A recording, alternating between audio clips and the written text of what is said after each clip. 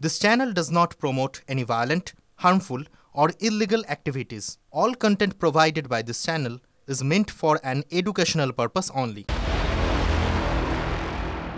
সেদিন কি টাকা দিয়ে মুখ বন্ধ করার চেষ্টা হয়েছিল? এটাই এই মুহূর্তে দাঁড়িয়ে বড় প্রশ্ন, কারণ পুলিশের বিরুদ্ধে গুরুতর অভিযোগ তুললেন তিলোত্তমার বাবা। Fair and bright night and day cream ত্বক থাকবে ব্রাইট সারাদিন, পলিউশন ফ্রি, ঠিক যেন রাতের ফোঁটা সাদা ফুল। সারাদিন হ্যাপি ব্রাইট স্কিন। তার অভিযোগ, মেয়ের দেহ ঘরে সাহিত্য থাকাকালীনই টাকা দেওয়ার চেষ্টা করেছিলেন ডিসি নর্থ। তিলোত্তমার বাবার দাবি, সাংবাদিক বৈঠক করে বারবার মিথ্যা কথা বলছেন ডিসি সেন্ট্রাল। এর কারণ কি প্রশ্ন তুললেন তিনি। আর তিলোত্তমার বাবার বিস্ফোরক অভিযোগে তোলপাড় রাজ্য। যখন আমার মেয়ের দেহ আমার ঘরে সাহিত্য ছিল, তখন ডিসি নর্থ আমাদের ঘরে একটা গলিতে ঘরের ভেতরে তিনি আমাকে টাকা দেওয়ার চেষ্টা করেন এবং তার যা জবাব দেওয়ার আমরা সঙ্গে সঙ্গে সেই জবাবটা দিয়ে দিই। ডিসি সেন্টার ইন্দিরা মুখোপাধ্যায় বারবার প্রেস মিট করে করে মিথ্যা কথা বলছে, মিথ্যাচার করছে। কারণটা কি? এ নিয়ে শুরু হচ্ছে রাজনৈতিক মহলে চর্চা। শুভেন্দু অধিকারী কি বলেছেন, কি বললেন অধীর রঞ্জন চৌধুরী, শুনবো শতরূপ ঘোষ কি বলেছেন।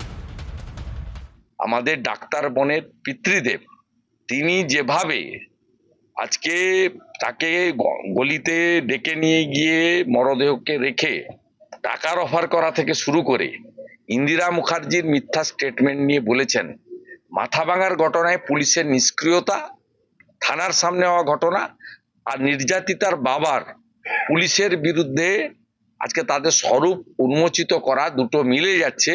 পশ্চিমবাংলায় পুলিশকে কি কাজে এই মুখ্যমন্ত্রী পুলিশ মন্ত্রী ব্যবহার করছে।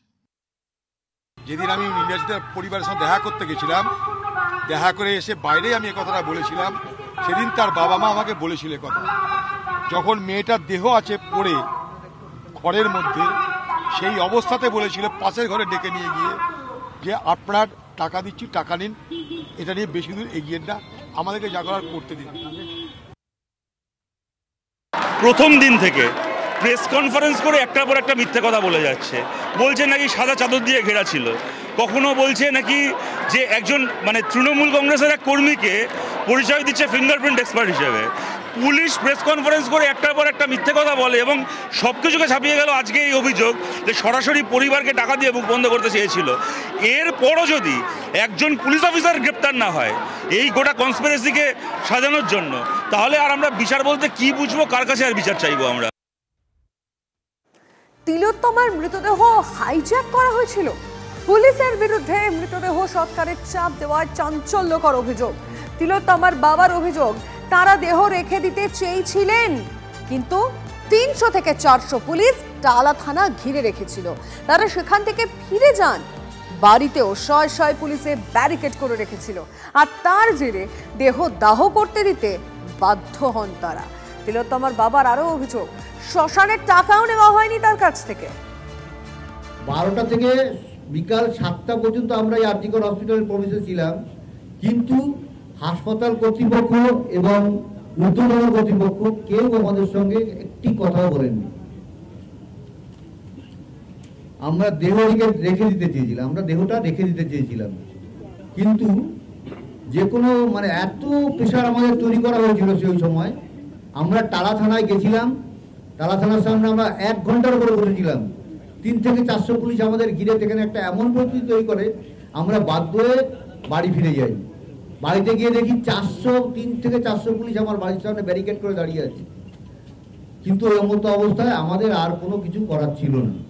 বাধ্য হয়ে আমরা মেয়ের দেহ দাহ করতে বাধ্য হই। কিন্তু এখানেও একটা আমার প্রশ্ন, আমার মেয়ে আজকে সেদিন মারা গেছে, শ্মশানের যে খরচ, সেই খরচটা ফ্রি করে দিয়েছে কারা? আমরা জানতে পারিনি কিন্তু আজ পর্যন্ত। কেন করা হয়েছে? কেন?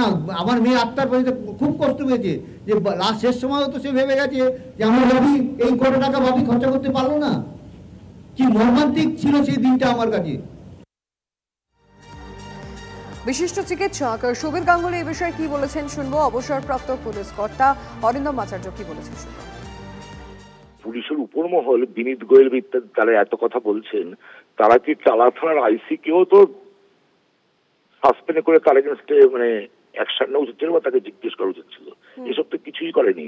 সুতরাং এরকম স্পষ্ট তার বাবা বলছেন, আগে উনি নানাভাবে বলেছেন যে এর সঙ্গে যে স্বাস্থ্য প্রশাসন তাদের যে অংশটা এবং পুলিশ এবং ওই সেমিনার হলে যারা ছিল, বিশেষ করে স্বাস্থ্য প্রশাসনের কর্তা ব্যক্তি যারা তথাকথিত নর্থ বেঙ্গল লবির লোকজন, তাদের ওই ছবি দেখে প্রত্যেককে কিন্তু হেফাজতে নিয়ে জিজ্ঞাসাবাদ করা উচিত। নাগরিকরা যেভাবে আজকে জাগ্রত হয়ে উঠেছে, এটা কিন্তু আমি মনে করি গণতান্ত্রিক পথ অবলম্বন করে গ্রামে গ্রামে কিন্তু আজকে সুদৃঢ় গণ প্রতিরোধের মাধ্যমে এই পুলিশের নক্কারজনক ঘটনা এই ঘটনা কিন্তু তীব্র প্রতিবাদ করা দরকার।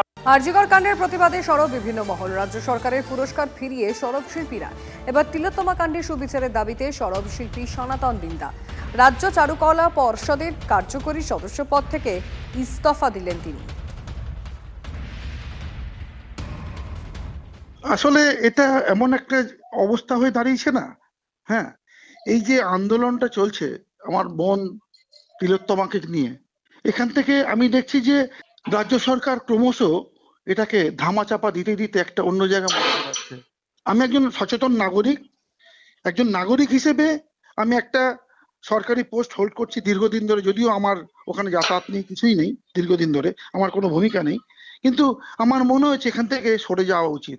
এই সরকারি পোস্টে মানে রাজ্য চারুকলা পর্ষদে এখানে এত নাম করা সব বিদগ্ধ মানে আর্টিস্টরা রয়েছেন, তারা একটা আঁচড় কেটে এই বিপ্লবের ঘিতাগ্নি দিয়ে দিতে পারেন, তারা কিন্তু কেউ নামছেন না, তাদের কোনো উক্তি নেই, তারা ভয়ের চোটে বা কোনো কিছুর কারণে হয়তো ব্যক্তিগত কারণে তারা ঘরে বসে রয়েছে।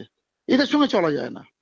আমি আজীবন গজবন্ত মিনারে বসে ছবি আঁকিনি, মানুষের কথা বলেছি, মানুষের পাশে ছিলাম, এটা আমার কাজ। তাই মনে হয়েছে যে আজকে আমার বোন যাকে নিহত করা হয়েছে, যাকে রেপ করে হত্যা করা হয়েছে, তার প্রতিবাদে অন্তত এইটুকু করতে পারি, আমার সন্তানদের পাশে, আমার মা বোনেদের পাশে, আমার প্রেমিকার পাশে যেন আমি দাঁড়াতে পারি।